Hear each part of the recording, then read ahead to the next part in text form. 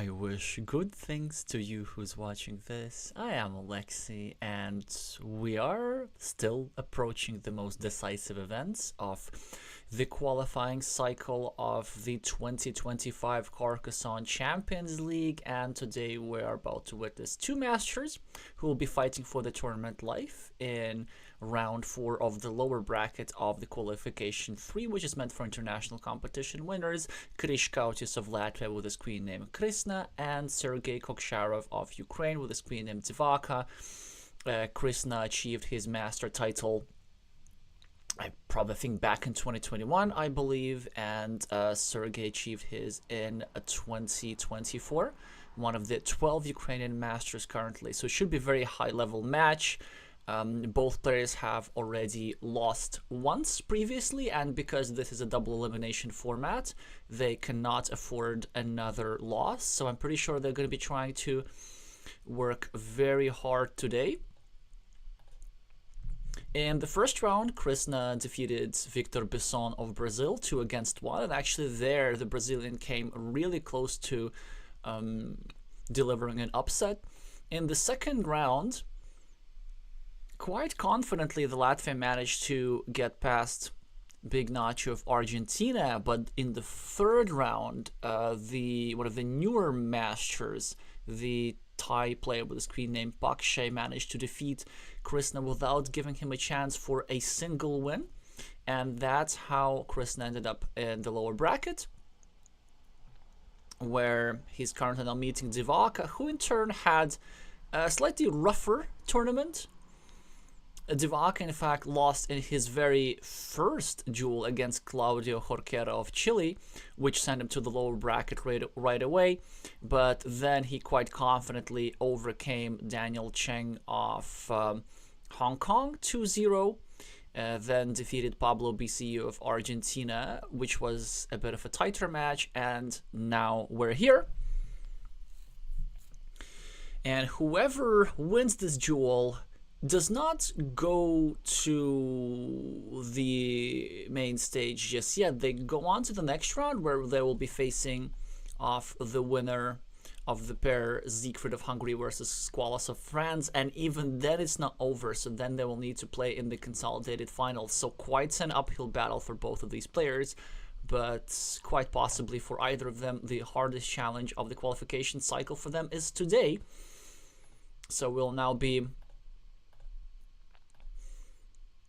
expecting them to start their match any second, as it is exactly 11:30 UTC, and the game has started.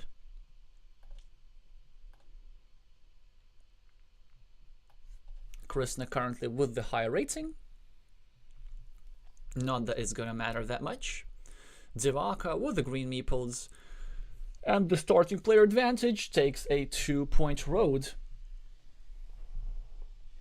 Krisna with the first monastery, though, probably going to meeple it in a place which controls Green's road, and that's exactly what he does. Green are probably going to continue his road slightly restricting the city cap, but instead he does something that I do not agree with. He adds the roads on the other side, and immediately he gets punished for that, as Krisna gets 4 points for a city, which, by the way, would not have been possible had Devaka gone over here. Krisna would have been even forced to add a point to Devaka's road. So a slight miss here for the Ukrainian. Let's see if it ends up matching down the line.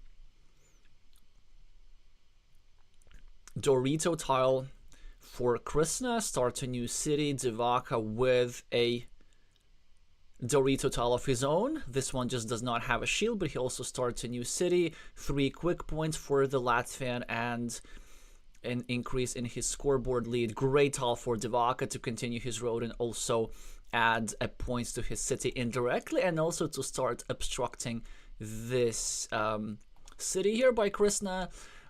If you're red here, a variety of options. You could just add yourself a monastery point, or what I'd rather do is maybe do something like this, start a new road, However, this is a bit vulnerable. So let's say if you go start a new road like this, then what your opponent could do is take a straight line, go over here, and with one move disrupt 2 meeples at the same time. This is something that could happen now, but does not, as the Ukrainian decides to start another city, at the same time tying his 2 roads together. Certainly a move that deserved some merit was just going over here, preparing to finish a city with a city cap and also putting additional pressure on this square. Krisna, I was going to say to my surprise, in the sense that I probably would not play that move, but I'm not really surprised because probably the Latvian player more than anybody else, more than any other top player, really likes opening not 1, not 2, but 3, but multiple cities, just for the sake of being efficient with his tiles. So I would have preferred going over here, just putting additional pressure on this square, and also threatening to finish my 8-point city. Instead, the Latvian chooses to start a city over here, putting a bit of pressure on this square, but to me it seems that this situation over here is the more sensitive one. And also, I won't be surprised if Red actually doesn't go over here, but instead chooses to... Or this, yeah, or this. I was thinking he'd go here, maybe like try to invade this city, but instead he started yet another city. So again, there are all reasons for this. It puts a bit pressure on this square. It is trying to draw a city cap to finish a good city, or maybe to draw an extender tile to get more points. I'm just wondering if sometimes playing simpler is best. So again, city cap for the Latvian, and I have a feeling he's not going to finish either of his 2 cities. So actually, in this position, this move makes a lot of sense. Starting a 4th city, but also taking care of your loop road. Okay, so he does start a 4th city, but for a different reason. He wants to obstruct the square. Let's see if it works. Well, not yet, as Devaka now places a meeple over here, equalizing this interesting city construction. Look at this lovely symmetry. City, cap, cow, cap, cow, red, green, red, green. This, of course, benefits green much more than it benefits red, because red will be forced to place tiles over here to connect all these cities, whereas green is very happy with the current arrangement. He's even going to try and block this square. Okay, now a great tile for Krisna. I don't think he's going to go here, actually. I think he's going to go here, because this is an incredibly annoying move. It still leaves 3 tiles for green to complete the city, but to the road, but it delays the green by a lot, and it does not give him good places to use curves. And of course, it also restricts the city significantly, leaving only 1 tile. Yeah, already, I know my teammate well enough. So how many players would have just gone over here to add a point to their city? But no. Okay, now finally, I think Krisna is going to finish his city, unless he has a different idea. As the Latvian, not the worst move to imagine. Nah, not this. Okay, this is okay, but I would have also thinking maybe going over here and meepling this city, with the idea, first of all, of opening a blocking platform against this square, and second, to capitalizing on a 6-point city, because it is green who will need to place a tile over here to liberate his meeples, and red could swoop in and get some points as a result of this, but Krisna decided that he does not have enough meeples for this sort of thing. Has a road monastery now, a great tile usually, but not many great monastery spots. He has only 1 meeple. So a move that I'm thinking is maybe going over here, starting a new road for 4 points, with still plenty of curvy tiles, not curvy tiles, but crossroads to complete that road, and creating an attacking platform against that city. So, and so also spending his last meeple is not such a big deal. He has a variety of spots on the map where he can recover a meeple. This spot is a bit sensitive. Yeah, but again, instead he chooses to use this tile as a blocking tile. Now probably going to continue over here.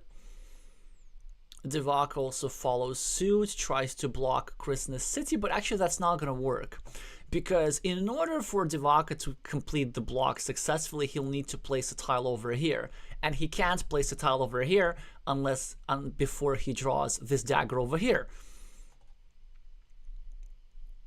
So, Krisna now makes a move that I would have made ages and ages ago. Adding a city cap to his city. Quick points for Devaka, who's finally on the scoreboard. Krisna gets a meeple back, also draws one of the 3 tiles that green needs for this square. Green, with a Dorito tile, can inflict some pain on red in a variety of ways. One way I'm thinking is going over here, which was green's idea, leaving only 1 tile available that fits into this square. That, of course, would be fantastic if green were to draw it. Not only would he preserve the majority of points in this mini-battle comparison to this 1-point city, but also blocking red's monastery meeple is a pleasant side effect. But red, now with an interesting decision here. Do we finish the city? Or do we try and get our meeple out of harm's way? Because we can, in theory, finish a 4-point city. But then we're taking a bigger risk, you know? Then we're liberating a meeple. We're leaving this guy blocked. But what if green draws the quadruple city tile and actually places it over here with the intention of completing that city?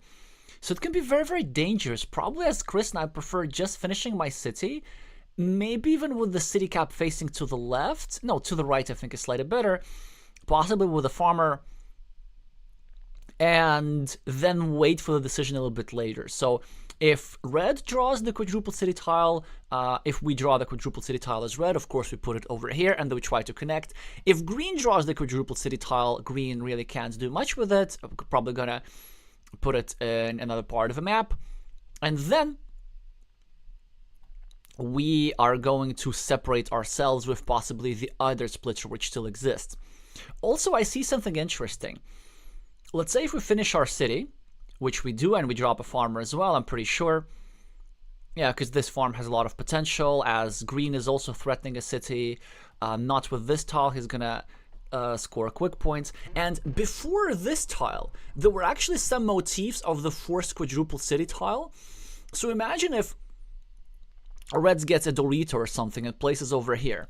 And then green draws the quadruple city tile. Then where does green place it? Well, the only legal place is over here to help red. Now that this triple city tile is over here, this will no longer be possible because there are multiple squares available to discard the quadruple city tile in the event it is drawn. Devaka, taking quick points and now trying to block red's road meeple. Red probably going to go here, maybe to make it slightly less likely, although it really does not make it much less likely.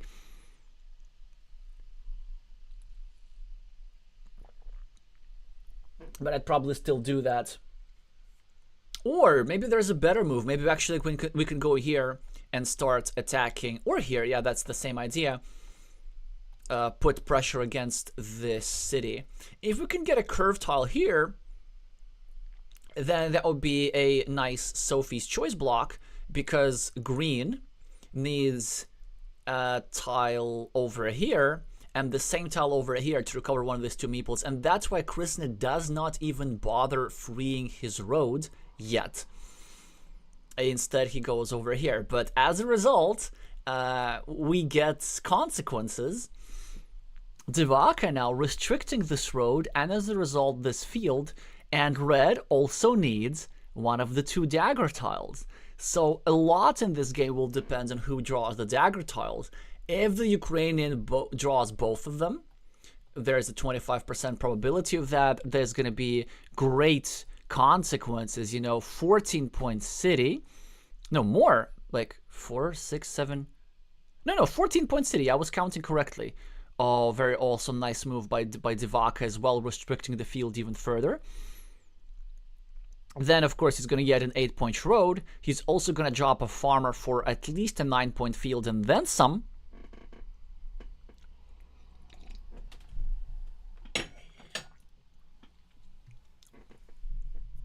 And then also this road meeple will be trapped and this farmer will be restricted. But only 25% chance of that happening, so not the worst odds. Krisna could also go over here and eventually block the city completely. Now gets a monastery style, starts a new monastery. Scoring tile for Devaka. No more meeples to start new monasteries, but he gets 2 points. Preparing to restrict this city cap as well.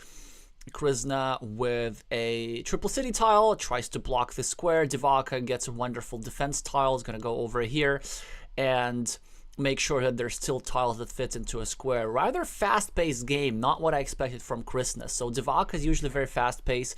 Krisna tends to be quite deliberate. Builds up his monastery on the left, brings us up to 6 points, makes it a bit easier to recover a meeple. And look at that, this part is also blocked, so red is really dependent on one of these 2 tiles over here. I would say that Devaka has a 25% chance to just win the game outright, because it looks like he's behind on the scoreboard, but with these 2 daggers, he's going to be collecting 14 points here and 8 points here. That's 22. That puts him at plus 30, so Krisna really needs one of these daggers, preferably soon, to free up his road meeple and also to develop his field. Currently not a dagger, but a regular city cap. Probably going to go over here and just add a monastery point, drop a city cap, try to get maybe 4 additional points if he gets another city cap. Probably going to think about that through, about the orientation. The thing about building up those monasteries is, like, you have to really visualize which tiles suit there better. And this is exactly what he's trying to do, kind of counting up which type of tile is remaining and how many. And then based on that, he'll make his decision soon enough. Hi, Agatha. Hi, Chicken Chow Mein, asking what are the origins of Carcassonne. So the game is named after the city in France, because the creator of the game, Klaus-Jürgen Wrede, visited that city and saw the beautiful castles there and got the inspiration for the game. So even though he's German, he named the game after a French city. And or at least that's the story. But we know that he actually did visit the city of Carcassonne before creating that game. Oh, thank you, Wise Maze. Yeah, I'm not sure what about the cam is. You know, it's probably going to remain like this for the rest of the stream. Because in order to make it right, I would basically need to restart the software, which obviously we cannot do now. So yeah.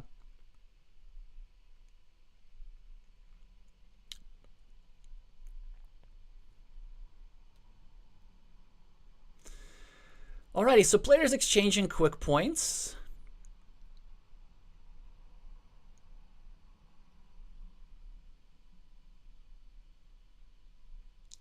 Ah, right, so Klaus-Jürgen Wrede was actually sourcing a material for a book. I know that he's also a novelist and stuff, and he does publish in German.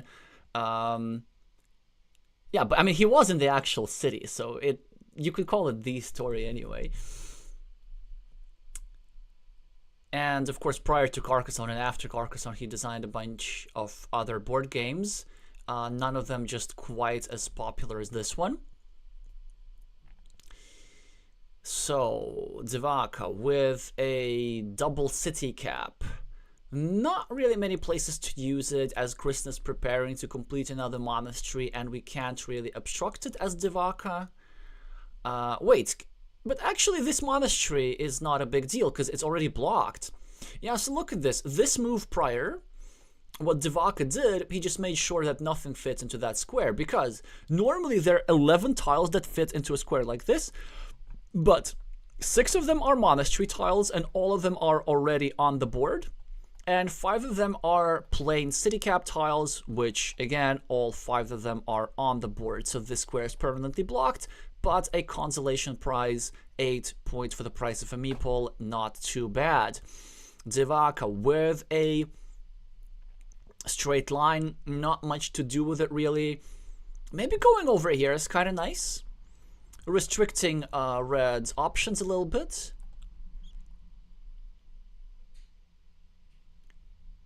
or going over. No, here it would be bad.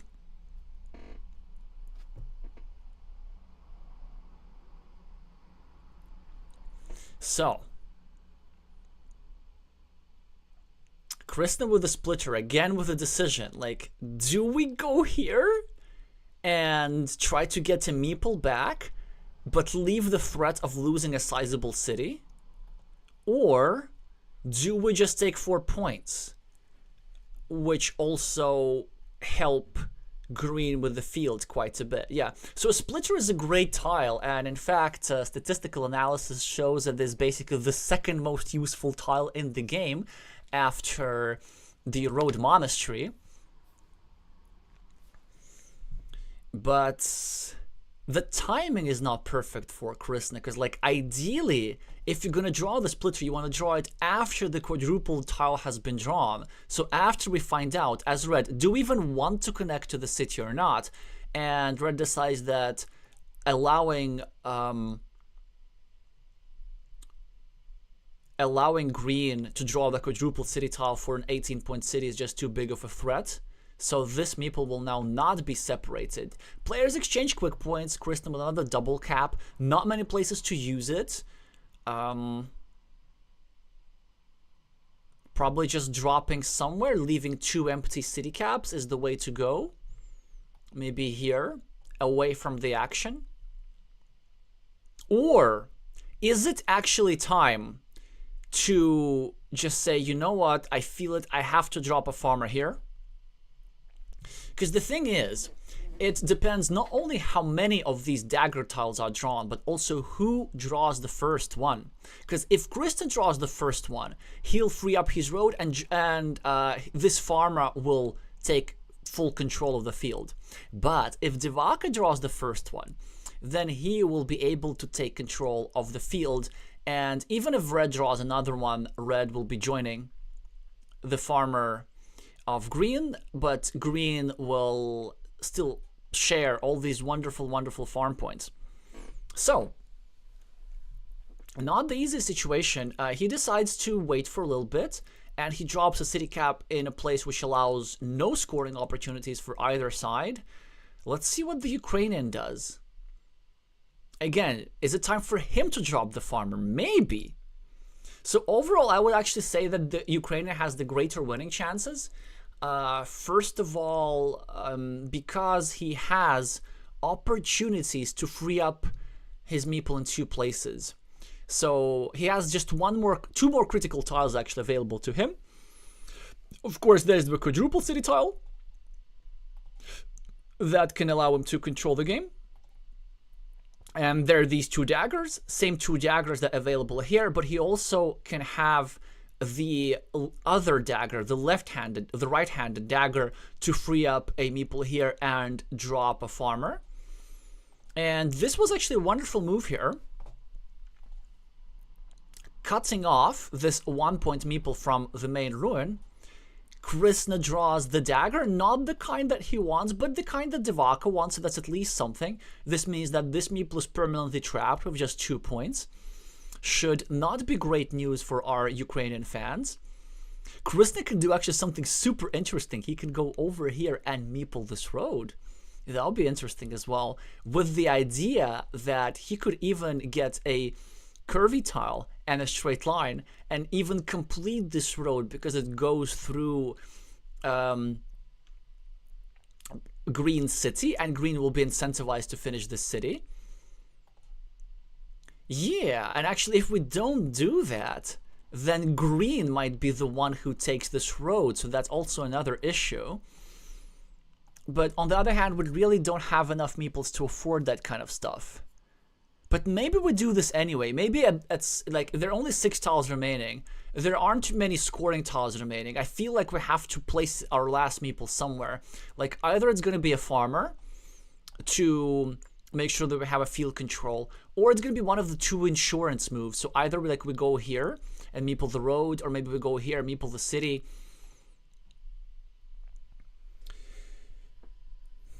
Yeah, and also just going back to this move, why it is so nice. 1, 2, 3, 4, 5, 6, 7. So there are no triple city tiles remaining. There's only one quadruple city tile remaining. And look at this, and he goes for the insurance move. And that's why Devaka does not finish his city, but Devaka finishes his road and drops a farmer. Krisna, with a curve, expands his road. Devaka now in control of the position. He can easily get himself a 6-point farm. I don't really see anything better, although he might be better off starting a new city and then dropping a farmer later. He decides to go for the farm straight away. Is it the immediately most high point scoring move?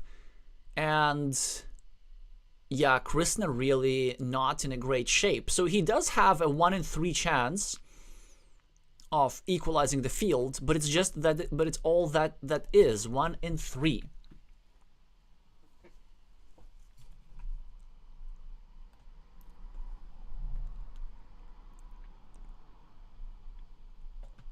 I don't think his 10 scoreboard points will be enough. He could also go over here, actually pre-finish his road with the idea that if Devaka draws the city cap tile that fits here, then he won't finish his city, because this will give a meeple back to red immediately. Yeah, no easy move here. There's no tile that fits into the square, so there isn't really a threat of a second meeple of green getting into the main field. Also, yeah, that's why he does exactly that. Devaka now going to get a city tile, but where does he place it? I guess here is the best move. Yes, because one of the 2 remaining tiles is the dagger tile. And so if we place it over here for 5 points, then red, if red draws the dagger tile, then red will give us 1 more point as a result.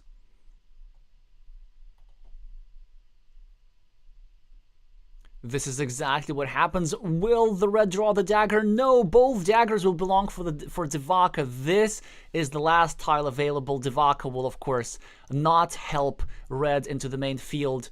And he's probably not going to bother with finishing his city either, because it just does not give him enough points. It's a nice idea, but it just gives him... So it will turn his 6-point city into a 14-point city, so that's +8. That's kind of nice.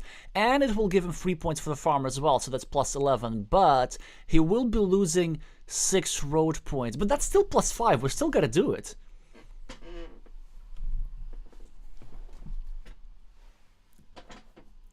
So red getting a little bit compensation. Well, that's really, really a nice road, of course. Saying GG, I'm not sure if they really mean it. They probably don't. And they have a lot of stuff on their scoreboard, but it seems to me that Devaka's field should take care of business, or did I underestimate the power of Red's monasteries? I wasn't counting the points simply because the game was so fast-paced, but also maybe it's a bit more interesting that way.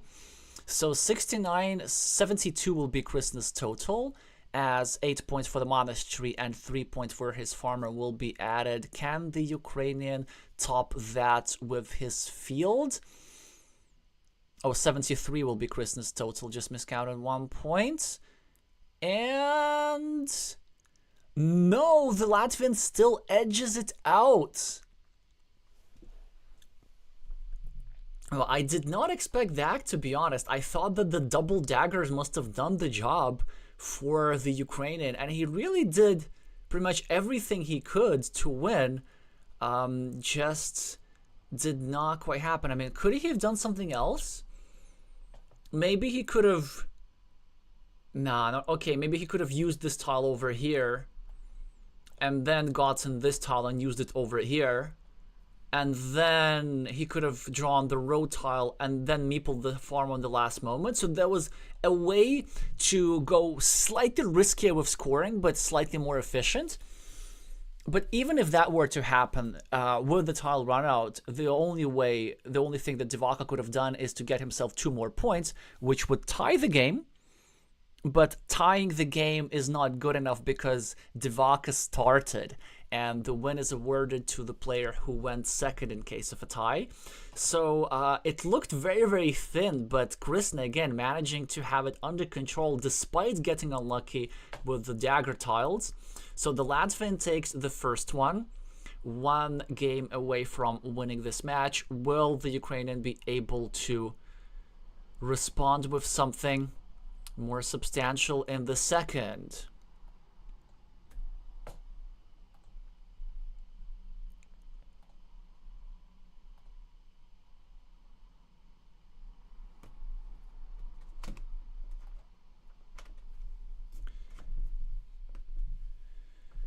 The game has started. Both players already made a bunch of moves. Krisna was the starting player and even got this lovely 4-point tile. An advantage on the scoreboard. Devaka with the first monastery, though, great opportunities to place it in two, either here or here. On the left is slightly preferable if you ask me. It's not only 5 points, it also controls a red city very nicely. Controls a 2-point road, which red refuses to take for the sake of harassing this guy a little bit more. Devaka really shouldn't be concerned about this city too much. Wow, that's a bit of an extravagant move. I generally don't like city plus road combinations next to my monastery because they end up with blocking meeple soon enough. And this early farmer could go in a variety of ways. Well, Krisna did get a road monastery, which will end up expanding the farm. Devaka starts a new road, also makes it a bit slightly harder for Krisna to build a nice road pattern, but he gets a curvy tile immediately. Devaka will probably now fill this square, has to meeple the city. Krisna with a road. Of course, he is not continuing the old one, he's snatching the new one, just in case green draws something like this. So he, of course, red does not want to allow green to score 4 quick points for the road. Devaka continues his city. Red tries to block the city of green, although there are some situations where this could backfire. Because if green gets a tile that fits here, green will be getting additional city points. Krisna with a city cap tile. Places it on the left, targeting a new city, also creating an attacking platform against green's meeple over here.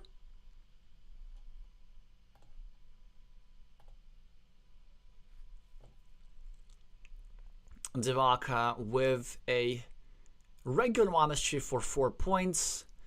Not the best placement, actually. I kind of disagree with this move. I think it was better to cover up red's monastery for the same number of points, because normally it looks like the monastery is controlling red's road, but in reality red's road is controlling the monastery, because this square is blocked now, and Devaka actually did a great job of trying to get the most out of his blocked meeple, because now this blocked part of the road is worth what, like 9 points, 8 points, and it could be worth even more if it's developed further, whereas Krisna's road is capped at 3 points for the same trap meeple. But this also means that red has no incentive to continue this road because his meeple is already blocked, so it's his Devaka who will be forced to place tiles in this square to develop his monastery, so this square and the next square, and red will be freeloading from 2 points provided to him by Devaka. But he doesn't even do it now.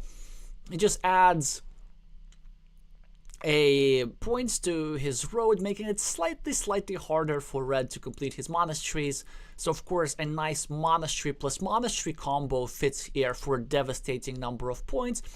But green recognizes that 3 out of 6 monasteries have already been drawn, and the likelihood that red will draw 2 out of 3 monasteries is just 50% exactly, actually. Hi Andres, hi Polo Verde.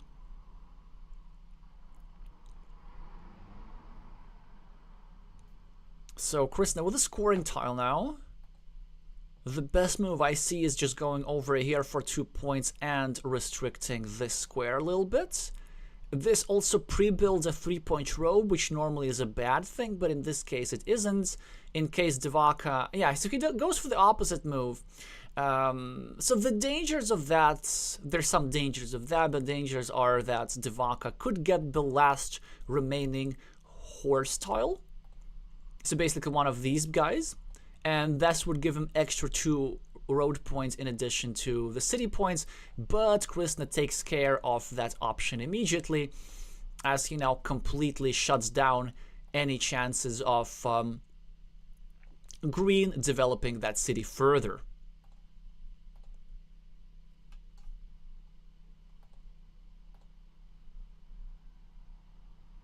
Yeah, I guess I can just remove the... I'm not sure. Okay, I'm gonna keep the... No, I'm gonna just remove the image. Because it's not gonna start moving all by itself. So, Krisna. With a road tile, of course not gonna go over here. What a move. I did not expect any of that. So he went there to create a blocking platform against the city. Didn't work out as Devaka drew a defense immediately. Now the Latvian with an interesting option. The move which I prefer best is going over here with a city cap downwards, setting up a Dorito or a splitter, and dropping a farmer to maybe connect through one of these squares. The reason why I'm not really a fan of this move, just because it makes it a bit harder to complete a monastery. Like, it makes this square in the center slightly more vulnerable. Yeah, and Red decides not to do that. And I think Red's idea, the strategic idea behind this, is to ignore the center field, ignore, you know, this situation over here, when it comes to the monastery and his own city. And he just wants to create a counter field and maybe meeple that in the future. So he realizes that he has a bit of a scoreboard lead. And even though he's losing on this field, obviously because he has no meeples on it, and he's losing in this mini battles over here, overall his position is really good, and he just wants to keep things separate and keep things closed. Devaka finishes his road for 5 points, drops a city cap into his field. It's not also the easiest city cap to clean up. So maybe as Krisna, I mean, do we just go here and obstruct our monastery even further, but don't allow our opponent quick points? Because I feel like we still have to place it here somehow. The orientation of the tile is the question. And also we need to decide whether we're going to place a meeple on it. Actually, you know what?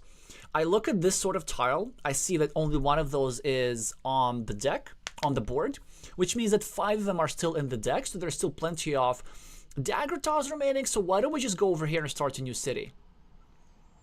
This would basically even more obstruct the monastery, but Red has 4 meeples remaining and only 30 tiles to play, less than half of the game remaining to play.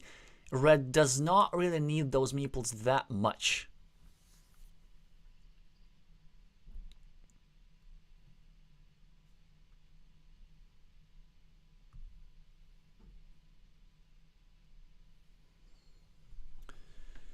So, 1 minute and 30 seconds on the Latvians' clock.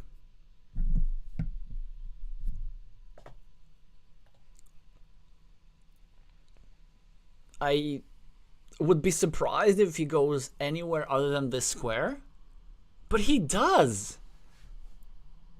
I don't like this, because this allows Devaka to start a new city and to threaten things. Of course, Krisna kind of lucky in the sense that he gets an invasion tile immediately. But I'm really surprised about the logic here, because like when you're ahead, you definitely don't want to be leaving empty city caps in your opponent's field. Devaka now has a chance to start some trouble. Maybe going over here and attacking the city further. That actually would be a rather weak move, because there are only 2 Okay, there's still 3. Maybe with 3 tiles it's still okay. There's still 3 triple city tiles available for a connection over here. And when we're a bit behind on the scoreboard, maybe that's not the worst thing to do. An alternative, of course, is to go over here and start a new city for 5 points. But instead, he just decides to finish the collective city. And I think that's a bit of a chickeny move, if I'm completely honest, because there's still other ways how you can be a bit more efficient. For example, you could still threaten splitter tiles over here. And you can easily drop another farmer. Yeah, Krisna can, for example, do a lot of damage with his tile. He still has 10 points extra on the scoreboard. And he has an extra meeple to play with. He could just take 2 points for a road. Or he could go over here and drop a farmer, trying to connect to the main field, which is already worth 9 points, and setting up a 4-point road. So a 13-point setup. And that's also very hard to block as well. Could just take 3 points over here for the road. But I really like that invasion move because it's a great tile for invasion because it does not allow options to reinvade. Instead, he just takes the 2 points. This also has the added effect of blocking this square. So this means that nobody can take advantage of these 2 pieces lying around and run away with this here city. Devaka with a splitter tile, exploring his options. One move I'm thinking of is a bit extravagant. It's actually dropping this tile over here, blocking this monastery, and also setting up a 7-point move over here with the starting tile. But instead he goes for something a bit more straightforward, just dropping another farmer, hoping to draw a bunch of city caps and to turn this 3-point farmer into a 9-point farmer soon enough. Yeah, so like these moves with splitters are really powerful. Because what they can do, they can give you 17 points in 3 moves. So this is the 3-point farmer, and if you're lucky enough to draw 2 city caps, bam, 7 points here, bam, 7 points here. And it's as close to what's going to happen because at least one of these city caps is being cleaned off by Devaka. Krisna has a chance actually to obstruct this city building process by going over here. This would leave only 1 tile that fits into this square, and also it would eliminate the potency of this city cap. Hi, Penguin EM.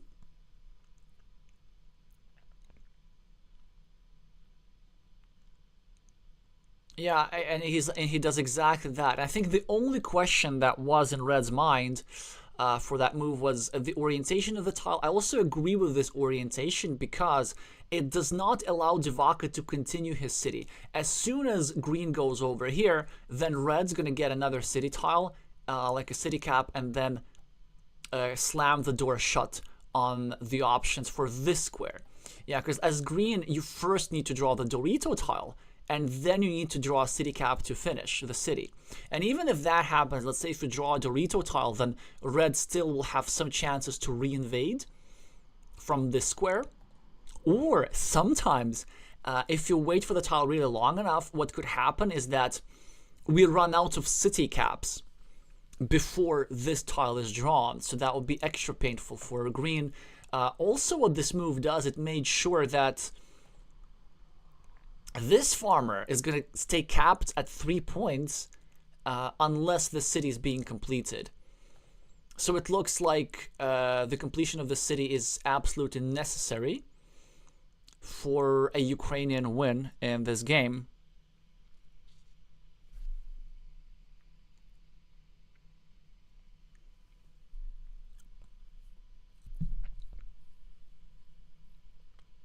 Wise Maze is saying that Krisna has to take a field on the left.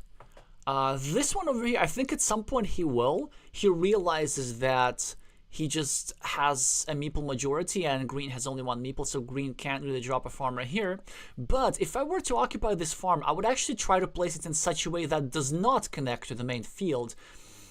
Because this farmer could be connected. Ah, no, it could not. There are no crossroads that fit into that square. Because I was thinking that this guy could support this guy, but they will be now perpetually disconnected as there is no tile that fits into that square anymore. So that's pretty interesting, as krisna is close to finishing another monastery, but Devaka making quite a committal move over here. That's really nice find. 3 points for the city cap, and setting up 4 more points with one of the 3 remaining left-handed daggers that fit into that square. Another great move by Devaka. So he's actually trying to draw a city cap, the one that krisna just drew, in order to make his field longer and deny krisna the opportunity to attack this field again. I also very noticed that, like, sometimes some players, when they get into a very difficult position, they just start playing like much better. So we saw that the yesterday evening in Basiluk's match against Kaimi Chishita, where he was just really setting up all these comeback opportunities against the Japanese player, and he even managed to draw some of them. And also Devaka now making the most of his meeple minority here. Krisna with a city cap, which normally is a great tile, but there are no good moves over here, because you can't go over here and start a new city, because this would prolong green's field. And you can't attach this tile anywhere to meeple this 6-point field. You kind of need to wait for a road tile. So I guess you just go up top, start a new city away from the action, point it upwards, create an additional vulnerability against this square in case you need it. But krisna decides to simply go for a new city that way. That works quite nicely. Some options here for the Latvian. He just decides to liberate his monastery. Already 18 points extra on the scoreboard. Now we see a blocking move from Devaka, but krisna draws one of the daggers. But the question is, does he even need to go here? Because there's still 2 daggers available, and he doesn't really need meeples back in order to win this game. Because 3 meeples with 11 tiles remaining is a plenty. Maybe just going over here, taking 4 points, which is net 1 point. That also cleans off the city cap and sets up some attacking platforms against the field for the future. That's exactly what the Latvian does. Devaka with the double city cap tile, and he decides to take care of the field. So he does prolong the field, adds a point to krisna's city, but that's okay because this city is not going to be finished. Krisna with another dagger tile, this time one that doesn't fit here, but that fits here. So he could probably just clean off this city cap as well. At least this is a move that makes intuitive sense to me, and I think as green, as red rather, we can win this game even without doing anything about the field. But also, if we just go over here, and unless green draws a curve immediately to eliminate the field connection platform on the right, so let's say if krisna goes over here, then on, let's say, green does something else. Maybe green draws a dagger tile to free up his monastery. Then red could go over here, drop a farmer, and have a pretty easy field connection platform, field access through here or through here. Almost guaranteed.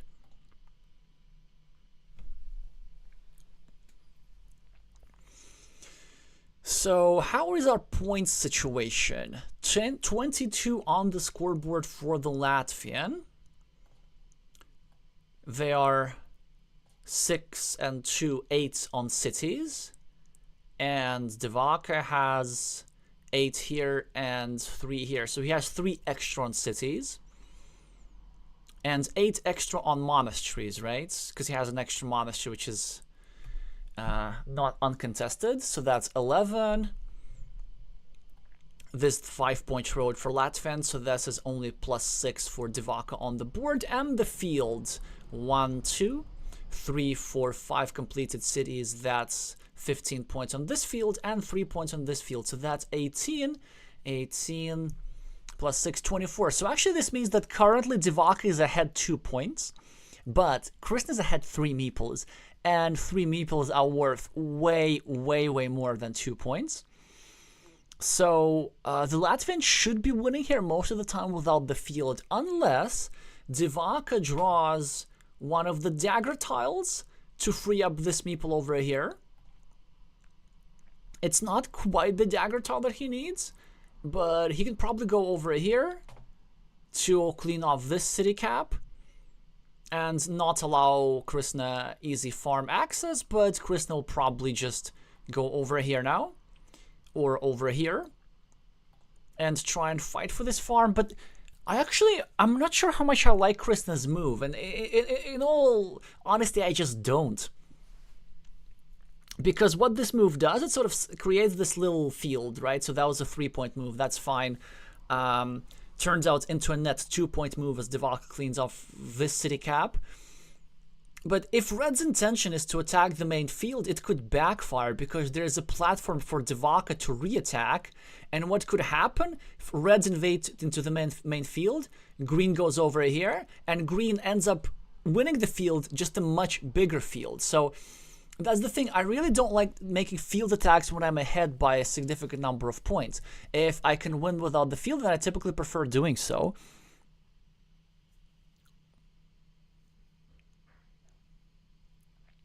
Okay, did I miscount the number of cities? 1, 2, 3. Ah, yes, there's 6 cities indeed. So you see, so this actually could make a difference. And Krisna decided on the win condition. He's going for a field attack.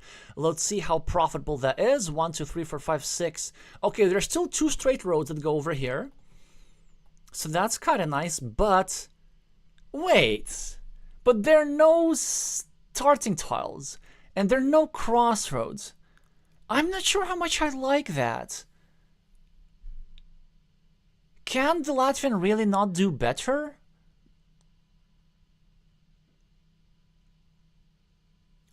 I guess there are still some... No, I was thinking maybe there's some chances to finish this city, but there aren't.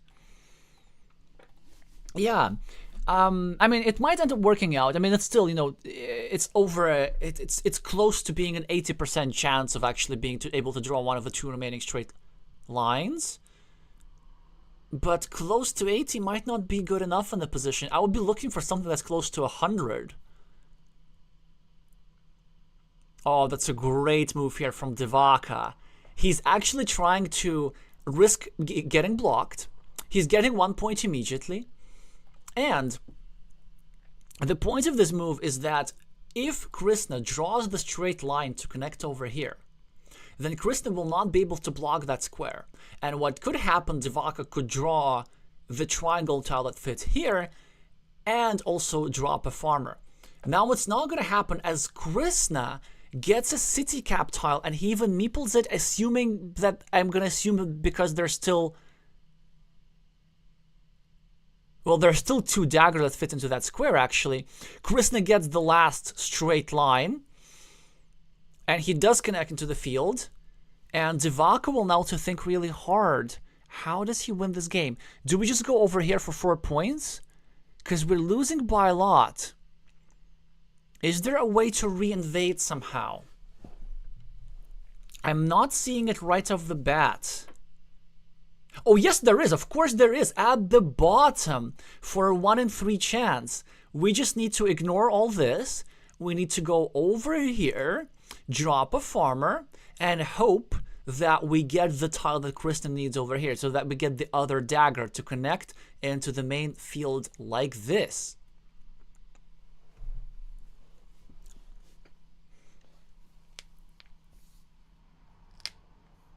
Oh, and also, by the way, he will connect into the field even with this thing over here. What's the 3rd remaining tile? It's not a crossroads, so that's great. 1, 2, 3, 4, 5, 6, 7, 8, 9. It's not a curve, so it's going to be 2 in 3 chance. What's the other tile? Why?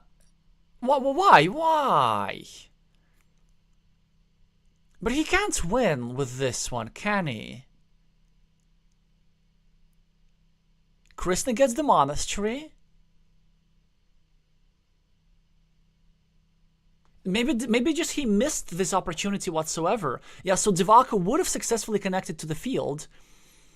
So instead of scoring 5 here, and I'm going to presume 5 here, which is 10, he would have scored 18.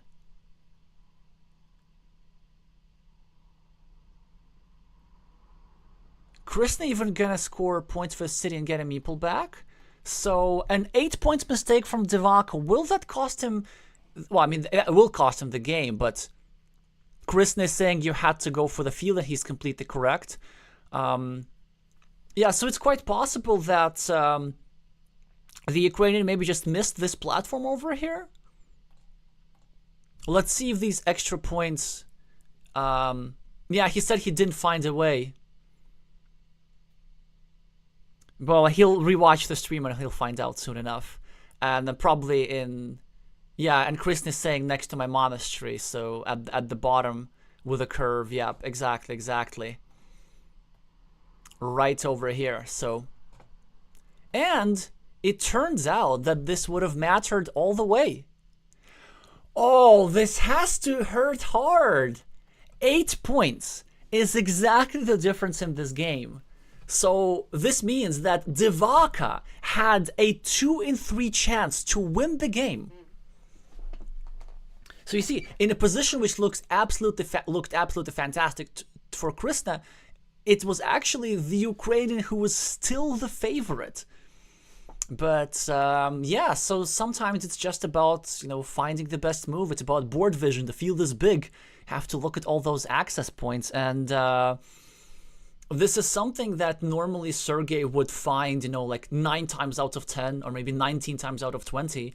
Today just happened to be the day when he didn't. And yeah, of course, then he would have had 8 points more. Because again, he would have scored 18 instead of 5. Instead of 5 plus 5 here. And then this would have put him at 101. And wait, who was the starting player? Yes, Krisna was the starting player. Wait, was he the... Yeah, Krisna was the starting player. So Devaka would have won via tiebreak. Quite a painful outcome for the Ukrainian player and all of his supporters, but congratulations to my teammate for managing to win in 2 games in what I thought would have been 3. Yeah, I'm not sure how I feel about the whole idea about the field. I think it was a bit premature. I kind of feel that Krisna could have just tried to outscore Devaka. The difference, of course, we can see how small it is, that it does seem to me that outscoring would have been hard. So, and also, I mean, I'm not going to question the side that won.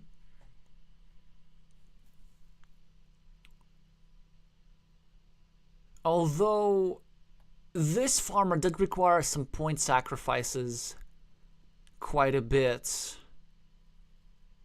Yeah, so maybe there was a way to get that done without the field afterwards. Not sure. Alrighty.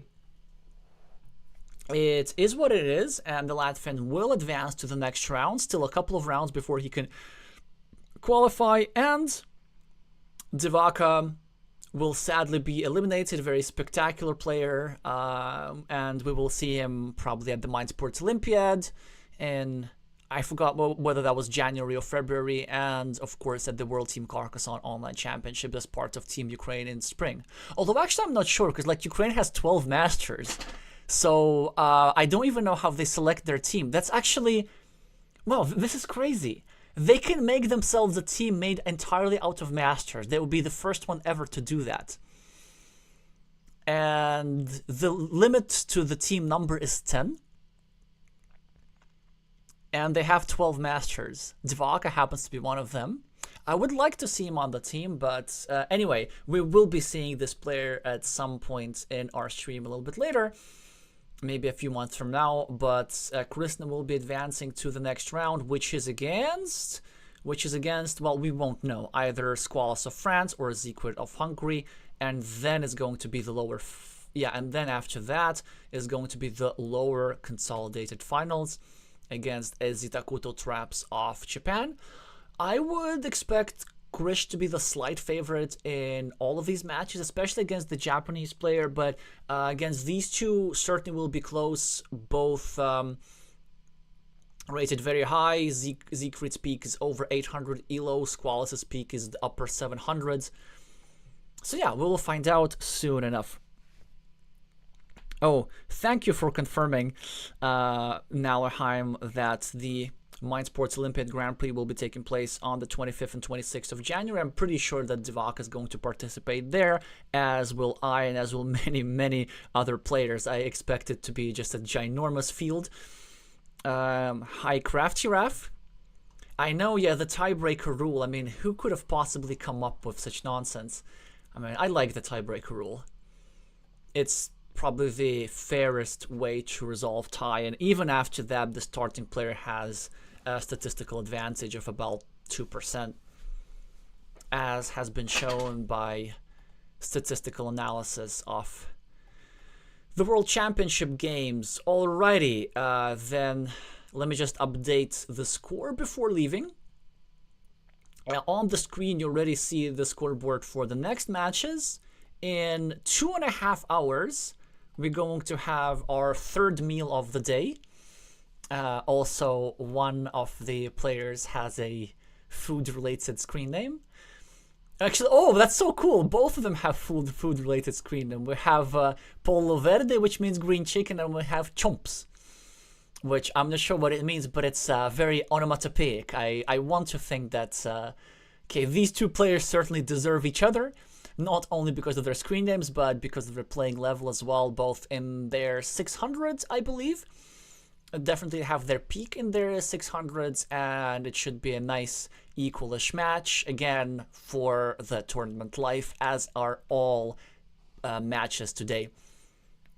So, in 2.5 hours, we're going to meet again. Make sure to meeple the like button before you leave if you liked anything about this match. That helps with the algorithm more than you might think. And if you're here for the first time, subscribe for more competitive Carcassonne content like this, if you want more competitive content like this, because it is happening a lot lately.